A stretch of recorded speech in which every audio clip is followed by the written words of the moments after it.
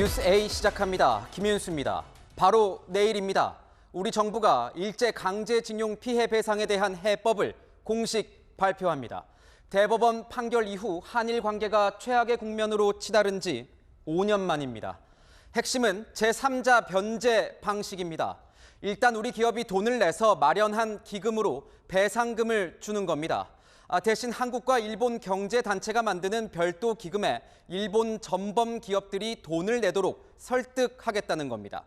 민주당은 피해자 분노만 키우는 굴욕 외교라고 비판합니다. 조아라 기자가 내일 발표될 정부 해법을 미리 알아봤습니다. 내일 정부는 제3자 변제 방식을 골자로 하는 강제징용 배상해법을 발표합니다. 행정안전부 산하 일제강제동원 피해자 지원재단이 재원을 조성해 피해자들에게 판결금을 지급하는 방안입니다. 판결금 재원은 1965년 한일 청구권 협정으로 혜택을 받은 포스코 등 한국 기업이 낼 것으로 보입니다. 피해자들이 소송을 낸 일본 피고 기업은 일단 빠지는 겁니다. 대신 한일 정부는 강제징용 배상과 별개로 미래청년기금을 공동 조성해 운영하는 방안을 잠정 확정한 것으로 전해졌습니다. 전국경제인연합회와 일본경제단체연합회, 게이달렌이 회원 기업으로부터 자금을 모아 한국인 유학생 장학금 등으로 기금을 사용하겠다는 겁니다. 윤석열 대통령이 3.1절 기념사에서 밝힌 미래지향적 한일 관계 구축을 위한 고육지책으로 해석됩니다. 한일 관계가 이제 새로운 시대로 접어들기 위해서는 역시 미래 세대가 가장 중요할 것 같습니다. 양측 경제계라든지 다양한 어떤 그 분야에서 기여할 수 있는 방안 이런 것들을 협의 중에 있는 것으로 알고 있습니다. 김 실장은 양측 정상이 만나 고르디우스의 매듭을 푼 직후에 현안들을 속도감 있게 다뤄나가는 절차가 필요할 것 같다며 한일 정상회담 가능성도 시사했습니다. 일본 정부가 진정성 있는 사과로 호응해올 경우 윤 대통령의 3월 방일도 급물살을 탈 것으로 보입니다. 민주당은 굴욕 외교라고 강하게 질타했습니다. 피해자들에게 다시 한번 상처를 주고 국민의 분노만 키울 잘못된 합의는 역사적 오점으로 기록될 것입니다. 이번 해법으로 한일 관계의 난제로 꼽혀온 강제징용 문제가 4년여 만에 해결될 수 있을지 관심이 모아지고 있습니다. 채널A 뉴스 조아라입니다. 우리 정부가 해법을 내놓으면 일본도 상응하는 조치를 취할 것으로 예상됩니다. 하지만 협상의 관건이 됐던 사죄 문제는 새로운 사죄가 아닌 과거 일본 총리들이 이미 했던 담화를 계승하는 방식이 유력합니다. 우리에 대한 반도체 수출 규제 같은 현안들이 한 묶음으로 해결될 가능성도 있습니다. 도쿄에서 김민지 특파원입니다. 일본 언론이 강제징용 배상 문제를 놓고 해법을 마무리 중이라며 한국 측의 대신 변제에 일본 측이 사죄 담화를 계승한다고 보도했습니다. 우리가 요구했던 성의 있는 조치로 풀이됩니다. 다만 일본 측은 새로운 사죄는 불가능해 식민 지배에 대한 통절한 반성과 진심 어린 사죄를 밝힌 1995년 무라야마 담화, 1998년 김대중 오부치 공동선언의 계승을 표명하는 방식을 조율 중인 것으로 알려졌습니다. 기시다 총리는 이미 올해 초부터 한일 관계 개선 의지를 거듭 내비쳤습니다. 重要な隣国である韓国とは国交正常化以来の友好協力関係に基づき日韓関係を健全な関係に戻しさらに発展させていく 지난 2019년 사실상 보복 성격으로 일본 정부가 내놓은 반도체 소재 수출 규제도 풀 방침이라고 일본 언론은 전했습니다. 이를 위해 문재인 정부 시절 WTO 제소에 대한 취하도 동시에 요구한 것으로 알려졌습니다. 이와 함께 기시다 총리는 오는 10일 도쿄에서 열리는 한국과 일본 대표의 야구 경기에 시구자로 나서 양국 관계 개선의 의미를 담을 예정입니다. 강제징용 해결을 앞두고 양국 간 미래지향적 관계 발전에 주목하는 목소리가 많습니다. 하지만 2015년 위안부 합의처럼 강한 역풍이 분다면 지지율이 낮은 기시다 정권에 타격이 될 수 있다는 지적도 나옵니다. 도쿄에서 채널A 뉴스 김민지입니다. 국민의힘 전당대회 투표 이틀째입니다. 지금까지 47.51%의 투표율을 기록하고 있습니다. 이준석 전 대표가 선출됐던 직전 전당대회 최종 투표율을 이미 넘어선 건데 후보들은 저마다 이 높은 투표율이 자신에게 유리하다는 해석을 내놓고 있습니다. 김호영 기자입니다. 어제 오늘 모바일로 진행된 국민의힘 전당대회 투표에 39만 7천여 명의 당원이 참여해 투표율 47.51%를 기록했습니다. 이준석 전 대표가 당선됐던 2021년 전당대회 최종 투표율이 45.36%였는데 이틀 만에 이 기록을 넘어선 겁니다. 후보들은 각자 자신에게 유리하다는 해석을 내놨습니다. 김기현 의원은 당의 안정을 바라는 마음이 투표로 연결됐다고 평가했고, 김기현이를 적극적으로 지지해야 그래야 당이 안정성의 개혁을 이뤄나갈 수 있겠다라는 판단을 우리 당원들이 하고 있고 그것이 바로 투표로 연결되고 있다고 생각합니다. 다른 후보들은 개혁에 대한 열망, 당원들의 분노가 드러났다고 해석했습니다. 침묵하고 계시던 다수 당원의 분노가 높은 투표율로 드러나고 있다고 생각합니다. 개혁을 바라는 젊은 세대, 그리고 지금까지 윤핵관들이 마치 국민의힘이 자기들 것인 양 가짜 주인 행세할 때 심판 투표를 하고 있다는 것이거든요. 김기현 후보의 그 부동산 비리 관련된 얘기를 하면서 김 후보가 또 다른 얘기도 하고 그러면서 이제 이게 좀 핫해진 측면이 있는 것 같습니다. 안철수 의원은 대통령실 관계자가 참여한 단체 대화방에서 김기현 홍보, 안철수 비방이 이뤄진 의혹에 대해 공직기강 비서관실의 조치를 촉구하기도 했습니다. 국민의힘은 내일과 모레 ARS 투표를 진행해 8일 최종 결과를 발표합니다. 채널A 뉴스 김호영입니다.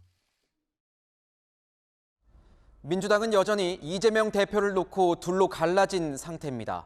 민주당 지도부가 이번 주부터 비명계 달래기에 나설 계획이라고 하는데 특히 내년 총선에서 공천 불이익이 없을 거란 점을 강조할 거라고 합니다. 정작 비명계는 의구심을 드러내고 있습니다. 김유빈 기자입니다. 박홍근 더불어민주당 원내대표가 오는 9일 민주당 4선 의원들과 오찬 회동을 가질 예정입니다. 이재명 대표 체포동의안 부결 이후 지도부와 소속 의원들이 처음 만나는 겁니다. 민주당 핵심 관계자는 채널A 통화에서 이 대표 체포동의안 표결에서 나온 기권과 무효표는 공천 불안감이 반영된 것으로 분석된다며 불안감을 불식시키는 것이 먼저라고 말했습니다. 당 지도부 차원에서 비명계에 대한 공천 불이익은 없다는 점을 알리겠다는 겁니다. 비명계 의원들은 일단 지켜보겠다는 반응입니다. 한 비명계 의원은 지난번에도 공천 컷오프 기준이 논란이 되자 지도부가 비명계 모임을 찾아 직접 안심시켜줬지만 결국 그 방향으로 가려는 게 아니냐며 의구심을 드러냈습니다. 당 혁신위원회가 당무감사의 권리당원 여론조사 결과를 반영하도록 검토 중인 점을 꼬집은 건데 앞서 혁신위는 당원 평가가 공천 탈락을 결정짓지는 않을 거라고 선을 그었습니다. 공천 룰과 관련해서는 지금 마련되어 있는 시스템 공천의 범위를 거의 벗어나지 않을 것이다. 이런 말씀을 드리고 싶습니다. 어제 당내 결속을 당부했던 이재명 대표는 오늘은 민생 메시지에 집중했습니다. 이 대표는 SNS에 올린 글에서 미국 반도체법에 대한 정부 대응책을 주문했고 오후에는 인천 현대시장 화재 현장을 찾았습니다. 채널A 뉴스 김유빈입니다.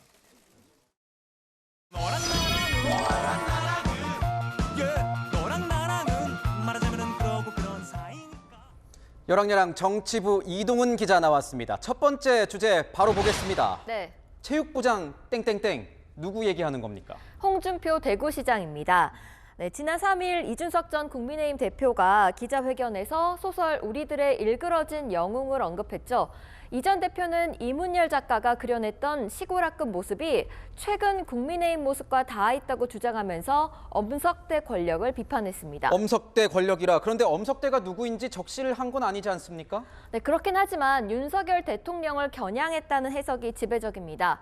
홍준표 시장은 이틀 전 어찌 우리 당 대통령을 무렵에 엄석대에 비유를 하냐라고 비판했고 이 전 대표는 저는 책 이야기만 했는데 홍 시장님도 엄석대에서 누군가를 연상하셨군요. 그렇다면 누군가가 홍 시장님에게서 체육부장을 떠올리는 것도 존중받아야 될 자유라고 받아쳤습니다. 자, 지금 생각나는 이 소설 내용은 체육부장 같은 경우에 엄석대를 처음에는 굉장히 떠받드는 최측근이었다가 나중에는 엄석대를 공격하는, 그러니까 거기에 앞장서는 인물로 기억이 났는데 맞습니까?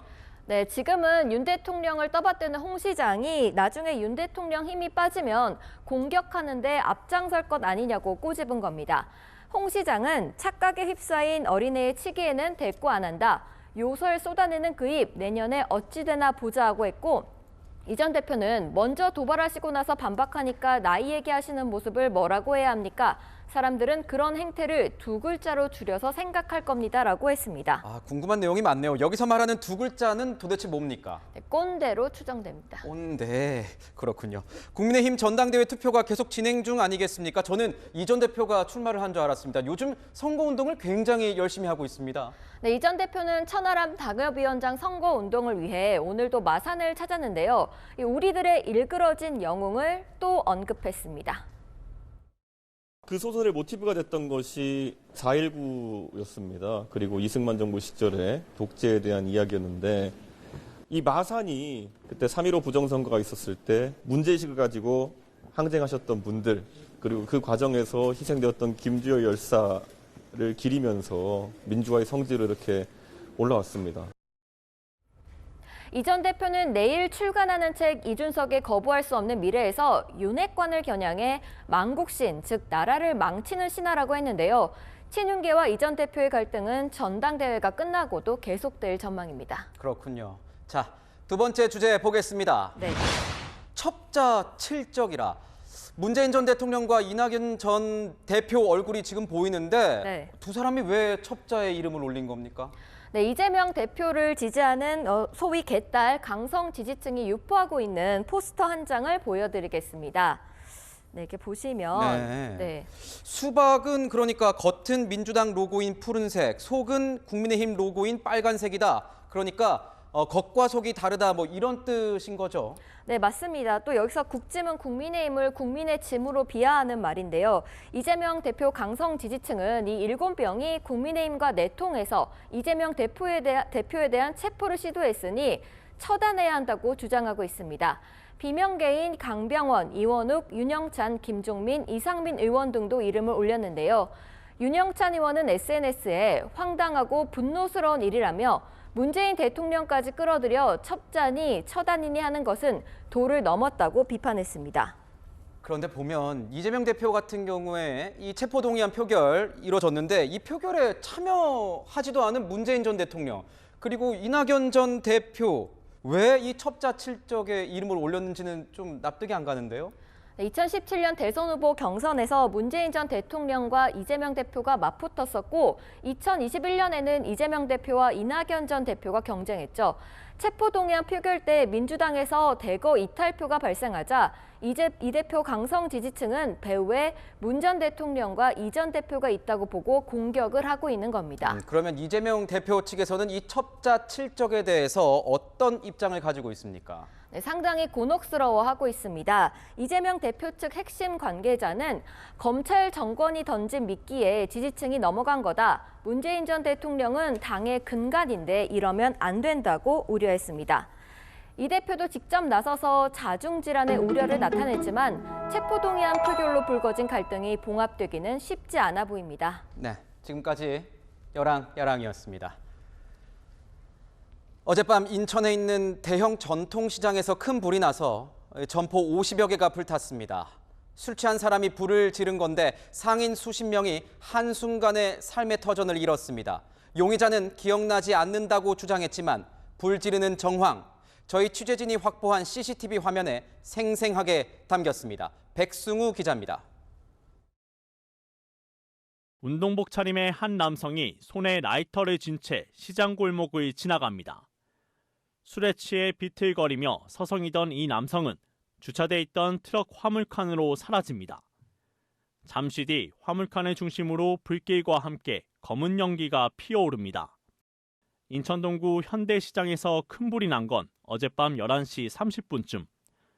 소방당국은 대응 2단계를 발령하고 소방인력 240여 명과 장비 60대를 투입해 진화에 나섰지만 불길은 쉽사리 잡히지 않았습니다. 다친 사람은 없었지만 불은 점포 55곳을 태운 뒤 3시간 만에 꺼졌습니다. 하룻밤 만에 삶의 터전을 잃은 시장 상인들은 망연자실합니다. 아니 워낙 화재가 심하게 발화돼가지고 그냥 용광로가 이글이글하듯이 그냥 막 불길에 치솟는 거예요. 서류만 간신히 들어와가지고 또 현금이나 이런 게 요 안에 좀 있었어요. 그런 것까지 가지고 이제 탈출을 했죠. 저는. 정신도 없고 지금 여기가 너무 아파. 여기 가슴. 그런 데다가 밥도 안 넘어가고 물만 먹고. 경찰은 CCTV 영상을 분석해 오늘 오전 9시 50분쯤 40대 일용직 남성 A씨를 방화 용의자로 주거지에서 긴급 체포했습니다. 체포 당시 A씨는 술에 취한 상태였고 라이터를 들고 시장 구석구석을 돌아다니며 5군데에 불을 지른 것으로 확인됐습니다. A씨는 경찰 조사에서 당시 상황이 전혀 기억나지 않는다면서 시장에 간 기억도 집에 어떻게 왔는지도 모르겠다라고 말한 것으로 알려졌습니다. 경찰은 자세한 범행 동기와 경위를 파악해 오늘 저녁 A씨에 대해 구속영장을 신청할 계획입니다. 채널A 뉴스 백수구입니다. 지난해 이맘때였습니다. 역대 최장으로 기록된 경북 울진 산불이 이맘때 났습니다.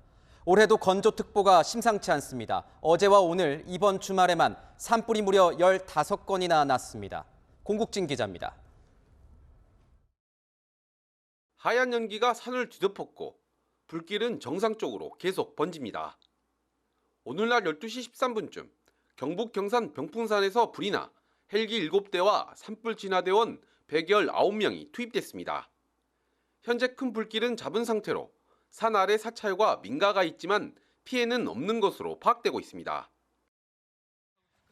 시뻘건 불길이 낙엽등을 태우며 번져나갑니다. 어제 오후 6시 35분쯤 광주 동구 조선대 뒤편 기대봉 중턱에서 불이 나 40여 분 만에 진화됐습니다. 쓰레기 소각일 수도 있고 담배꽁초 그런 것 때문일 수도 있고 정확한 건 이제 조사팀에서 나와봐야 할 것 같습니다. 비슷한 시각 대구 남구에서도 산불이 나 장비 55대와 671명을 투입해 4시간 30여 분 만에 진화했습니다. 어제 오늘 주말 동안 전국에서 발생한 산불은 15건에 달했습니다.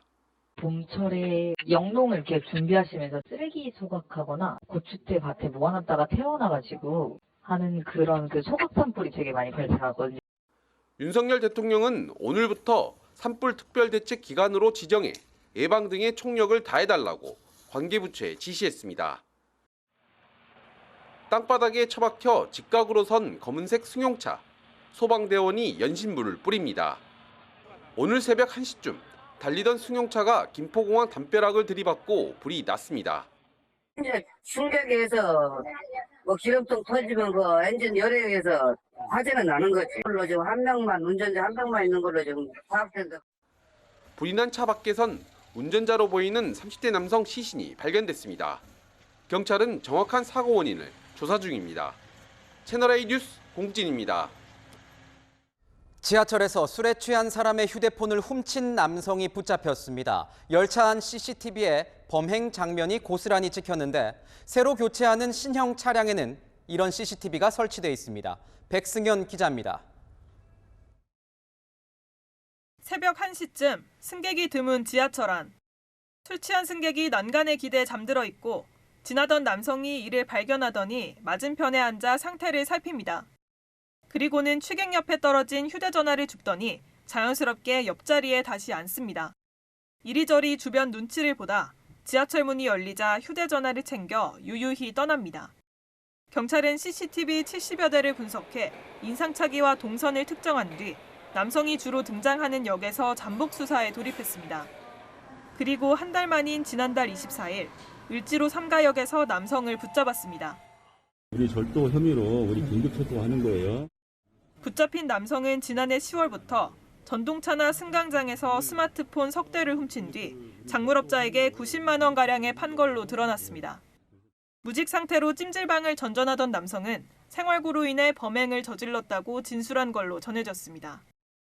열차 안에서 벌어진 범행은 증거가 없어 수사가 어려운 경우가 많은데요. 하지만 남성이 탔던 열차 객실에 CCTV가 설치돼 있어 범행 장면은 고스란히 찍혔습니다. 폭행과 소매치기, 절도 등 지하철 범죄가 날로 증가하는 가운데 성폭력만 하루 3.5건이 발생하는 상황. 결국 해법은 객차 내부 CCTV 설치였습니다. 한 칸에 4개의 CCTV가 있는데 2021년 바뀐 시행령에는 객실 내부에 사각지대가 없도록 설치할 것을 규정하고 있습니다. 전동차 안 제3회는 CCTV로 앞으로 범죄가 줄어들지 관심입니다. 채널A 뉴스 백승현입니다. 지금 전해드리는 소식은 정말 충격적입니다. 한 가정집에서 강아지 수백 마리가 발견됐는데 모두 죽은 상태였습니다. 집주인 남성은 땅이 얼어서 묻지 못했을 뿐이라며 오히려 태연한 모습을 보였습니다. 박자은 기자입니다. 경기도 양평의 한 주택집. 마당에 각종 고물과 쓰레기가 가득한데 철창 바닥에는 개 사체와 털들로 발 디딜 틈이 없습니다. 마당 한켠에 사람 허리 높이 빨간 고무통에는 강아지 사체들이 뒤엉켜 있습니다. 이게 다 강아지 사체네요? 이게 언제부터 얘네들이 이렇게 죽었어요? 바로 옆 파란 통에도 한가득이고 문을 열자 그 안에도 사체가 쌓여 있습니다.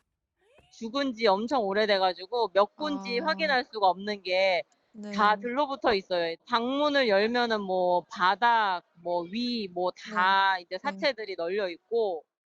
동물보호단체는 발견된 사체만 어림잡아 400마리에서 1000마리 가까이 된다고 말합니다. 고물상을 하는 집주인 A씨는 3년 전부터 상품성이 떨어진 강아지들을 한 마리당 10,000원을 받고 데려왔다고 실토했습니다. 휴대전화에선 번식업자들의 번호도 발견됐습니다. A씨는 처음부터 굶기고 버려둘 생각은 아니었다고 주장합니다. 제가 돈 생기면 이제 정리하려고 팝을 땅이 얼어서 팝을 수가 없잖아요. 주민들은 평소 수상했다고 말합니다. 걔를 가끔 데리고 오는 거는 차에서 이제 그랬던 것 같은데 가는 거는 모르겠어요. 현행법상 고의로 사료를 주지 않고 동물을 죽게 하면 최대 3년 이하 징역이나 3천만 원 이하의 벌금에 처할 수 있습니다. 경찰은 동물보호법 위반 혐의로 A씨를 입건하고 동물 사체 분석 등을 통해 범행 규모와 경위를 조사할 예정입니다. 채널A 뉴스 박자은입니다. 방금 전해드린 소식과 달리 오히려 버림받은 동물에게 새 삶을 주는 선행도 있습니다. 다리가 없는 강아지들에게 휠체어를 만들어준 건데 10년간 무려 800마리에게 도움을 줬습니다. 서주희 기자가 만나봤습니다. 1m 남짓 짧은 줄에 묶인 강아지 토롱이가 바닥을 기며 물을 마십니다. 토롱이는 구조 당시 피부가 짓물렀고 하반신이 마비된 상태였습니다. 구조 2달 후 토롱이에게 바퀴로 된 새 다리가 생겼습니다. 풀냄새를 맡고 달리기도 할 수 있게 됐습니다. 옛날보다 확실히 힘이 생겼어. 토롱이에게 새 다리를 선물한 사람은 휠체어 아저씨로 불리는 이철 씨. 뒷다리가 마비된 유기견을 돌보던 중 일본서 알게 된 강아지 휠체어를 계기로 유기견들에게 의족을 손수 만들어 10년째 후원하고 있습니다. 일본에 이제 나갈 때마다 계속 구매를 해서 아이들한테 휠체어를 해주게 됐고 기왕 이렇게 된 거 의족까지 만들어야 되겠다 해서 의족 등 보조기를 만드는 데 걸리는 시간은 보통 일주일. 다리 모양에 맞춰 본을 뜨고 틀을 만든 후 움직임에 알맞게 다듬는 작업을 거칩니다. 교통사고로 다리를 절던 나나처럼 버려진 유기견부터 개사육 농장에서 구조된 아이들까지. 이 다리가 마비된 친구들의 새로운 다리가 되어줬고 그게 이제 이 친구들이 정말 새로운 세상을 만나는 일이 된 거예요. 10년간 800마리의 생명이 새 삶을 얻었습니다. 채널A 뉴스 서주입니다. 제주도가 요즘 그 개체수를 수없이 늘려가는 동물 때문에 시끄럽습니다. 쥐를 잡기 위해 데려온 고양이와 농장을 탈출한 꽃사슴이 생태계를 교란시키고 있습니다. 현장 카메라 김용성 기자입니다. 대한민국 최남단 마라도입니다. 최근 이곳에 길고양이를 놓고 갈등이 벌어지고 있는데요. 천연기념물 뿔새우리를 위협하는 동물로 지목받아 선 밖으로 옮겨지게 됐습니다. 현장으로 갑니다. 주변을 연신 경계하는 고양이. 음식 유혹을 못 이기고 포획틀 안으로 들어갑니다.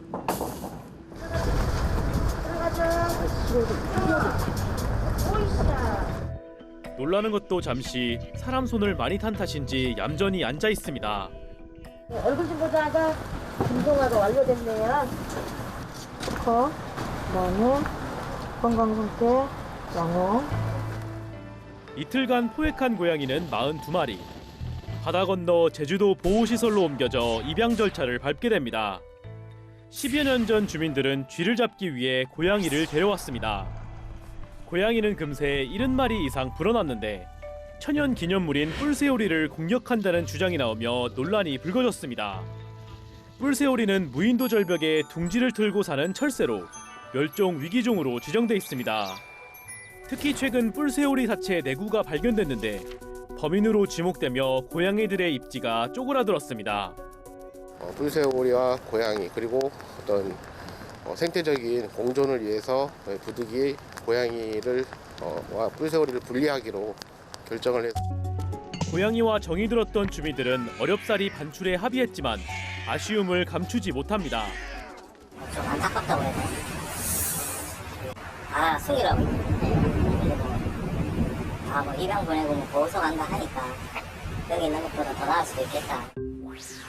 한라산에서도 소동이 한창입니다. 중턱의 목초지에서 풀을 뜯는 한 무리 동물들. 몸에 하얀색 반점이 선명합니다. 외래종인 꽃사슴입니다.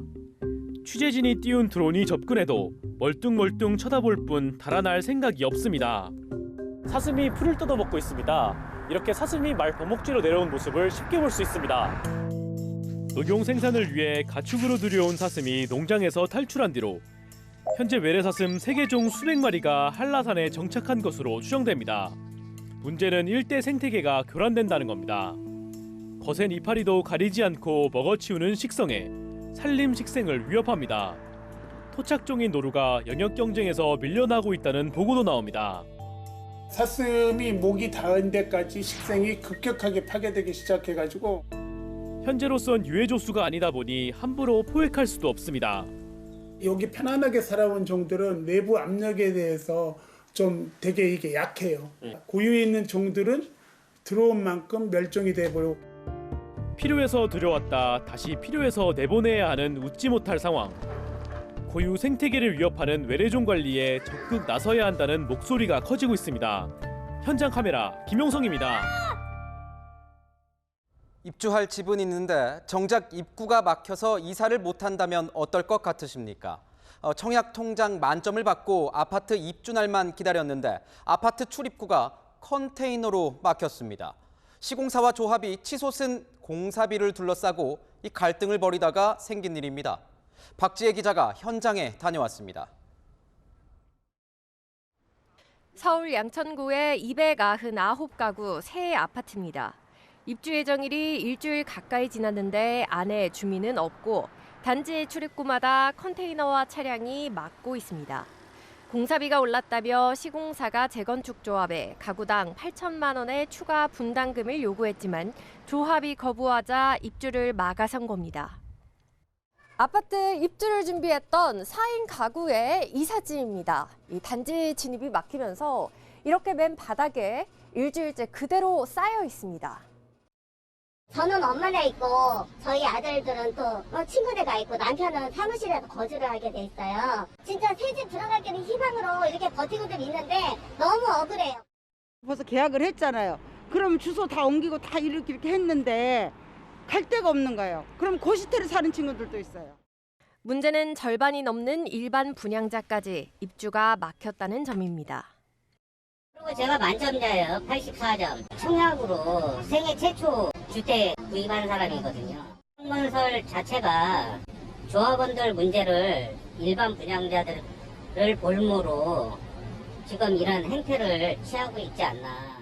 시공사와 조합의 계약서에 따르면 소비자 물가지수가 3%를 넘을 때 추가 분담금을 산출하기로 했습니다.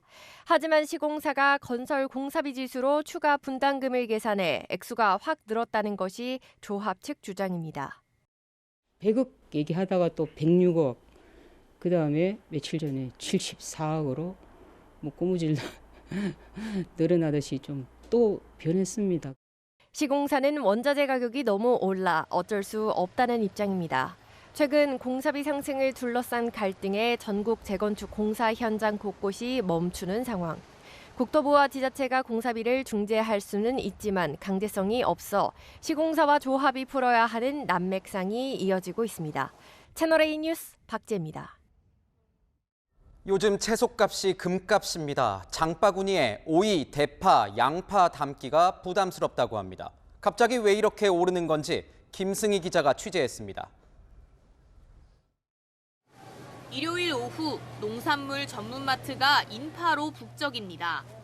양파매대 앞 소비자들은 더 오래 먹을 수 있는 상품을 골라내느라 여념이 없습니다. 싹 안 난 걸로 고르려고요. 더블도 더 오른 것 같죠. 진짜 뭐 엄청 올랐어요. 다양한 음식의 대표적 양념 재료인 양파의 도매 가격은 15kg에 27,000원을 넘어섰습니다. 1년 전과 비교하면 3.2배 가까이 오른 겁니다. 난방비 상승에 학교 급식 수요까지 늘면서 재고량이 평소보다 크게 부족하기 때문입니다. 금값이 된 건 다른 채소도 마찬가지입니다. 오이 10kg의 도매 가격은 1년 전보다 80% 가까이 올라 6만 원대를 넘겼고 대파도 1년 전보다 40% 넘게 올랐습니다. 정부가 지난 2일부터 양파, 상추, 오이 등 6개 농산물을 20에서 30% 할인하는 행사를 열고 있지만 소비자들은 여전히 부담입니다. 너무 비싸서 진짜 쓰러질 것 같아. 진짜 너무 비싼데 할 수 없이 사는 거예요. 예전 같으면 조금 넉넉히 살 거를 지금은 한 반 정도 산다든가. 신선도가 떨어지지만 저렴한 제품을 모아놓은 반값 코너로 발길을 돌리기도 합니다. 좀 싸게 좀 구입해서 쓸 수 있을까 싶어서 이제 먼저 한번 둘러보죠. 야채는 야채대로 오르고 또 육류는 육류대로 오르고 자주 장을 보기도 두렵고. 치솟은 채소 가격이 집밥 해먹는 부담을 키우고 외식 물가마저 더 끌어올릴 수 있다는 우려가 나옵니다. 채널A 뉴스 김승희입니다. 중국이 올해 경제 성장률 목표치를 발표했는데 5% 안팎으로 잡았습니다. 성장률 발표 이후 가장 낮은 수준입니다. 중국 경제가 올해도 녹록지 않다면 우리 경제도 낙관할 순 없습니다. 베이징 공태현 특파원입니다.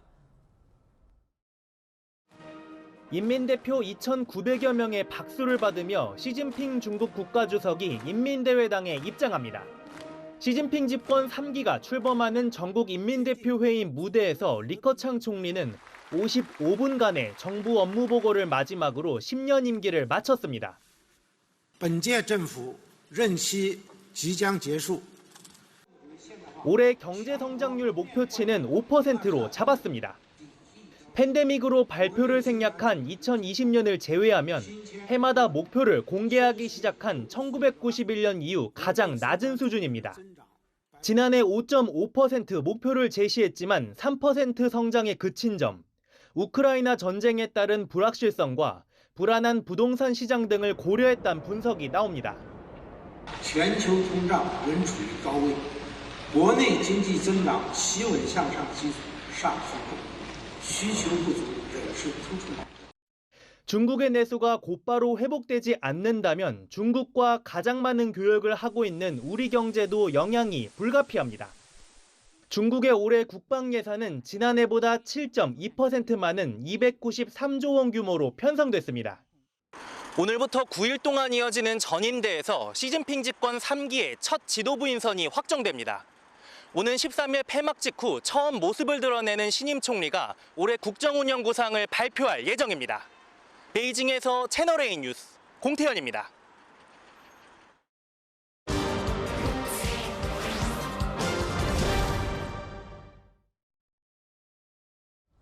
쌍탄.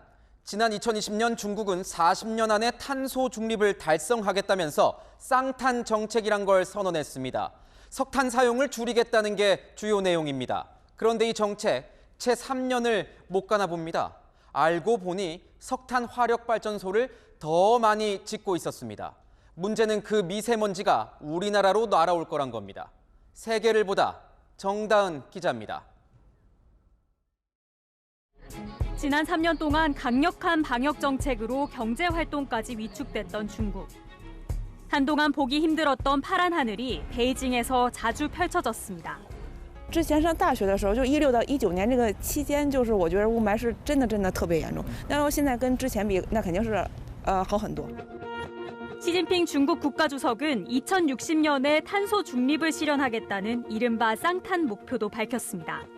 中国将力争2030年前实现碳达峰，2060年前实现碳中和。 그러나 지난해 중국은 석탄 화력 발전소 건설을 대폭 허가했습니다. 건설 용량은 106기가와트 규모로 발전기 기준으로 168기에 달해 일주일에 2기꼴로 신규 건설 승인을 내준 겁니다. 국내 최대 화력 발전소인 해안 화력 발전소 설비 용량의 17배로 중국에선 2015년 이후 최대 규모입니다. 중국은 지난 여름 폭염 때 전력 소비 급증으로 대규모 정전 사태를 겪었고 가뭄으로 수력 발전도 부족해 생산시설 가동에 차질을 빚었습니다.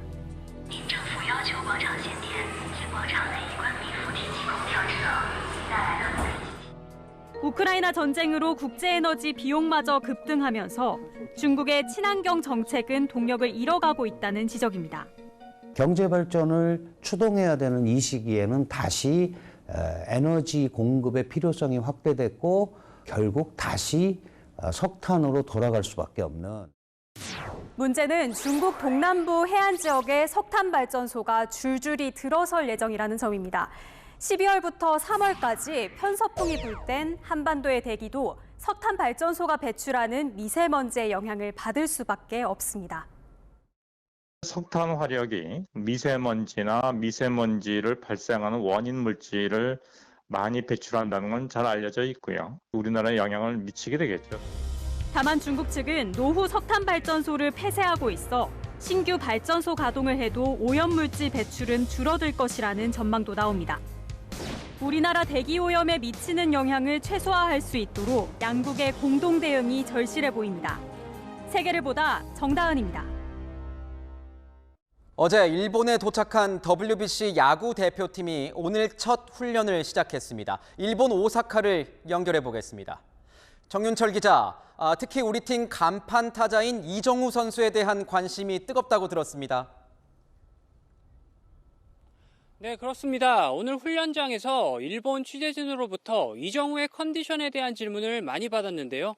WBC 시작 전부터 한국 최고 타자 이정우에 대한 관심이 아주 뜨겁습니다.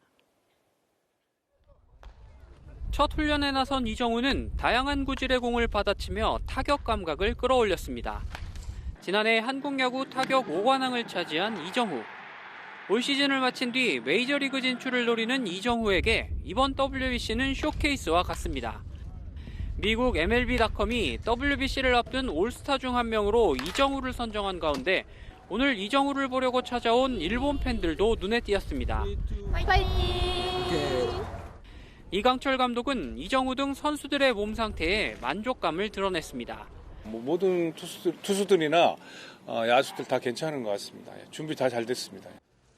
오늘 한국 훈련장 바로 옆에선 일본의 훈련이 열렸는데요.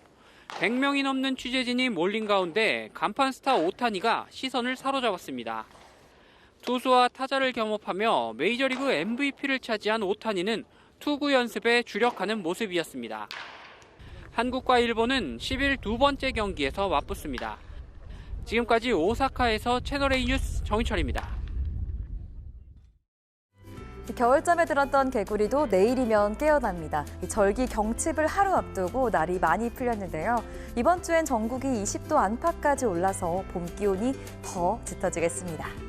내일 기온 자세하게 보시면 아침 기온은 3도 안팎에서 시작돼 오늘과 비슷하겠고 한낮엔 서울이 16도, 광주 19도, 강릉은 20도까지 올라서 오늘보다 조금 더 따뜻하겠습니다. 날이 풀리는 동안 공기질은 계속 나쁨 단계입니다. 내일도 전국 대부분 지역에 초미세먼지가 많겠습니다. 맑은 하늘 아래 대기의 건조함도 계속됩니다. 건조특보가 연일 이어지고 있고요. 주 중반까지도 비 소식이 없어서 건조함은 해결되지 않겠습니다. 화재 사고에 주의해 주시길 바랍니다. 날씨였습니다. 한일 간 최대 현안인 강제징용 피해자 배상. 이에 대한 우리의 해법이 내일 나옵니다. 과거에도 위안부 합의를 판 뒤에 오히려 합의 파기를 거치며 양국 갈등이 최악으로 치달은 적이 있습니다. 그래서 내일 해법에 더 큰 관심이 갑니다. 그리고 우리 해법에 일본이 얼마나 성의 있게 화답할지는 지켜봐야 할 겁니다. 그러나 엄중한 안보 상황을 생각하면 한일 협력 강화는 더 이상 미루기 힘듭니다. 과연 갈등을 풀고 미래를 향한 협력 외교의 장이 열릴지 궁금합니다. 오늘은 물음표로 끝맺겠습니다. 다시 갈등인가? 새로운 해법인가? 뉴스A 마칩니다. 고맙습니다.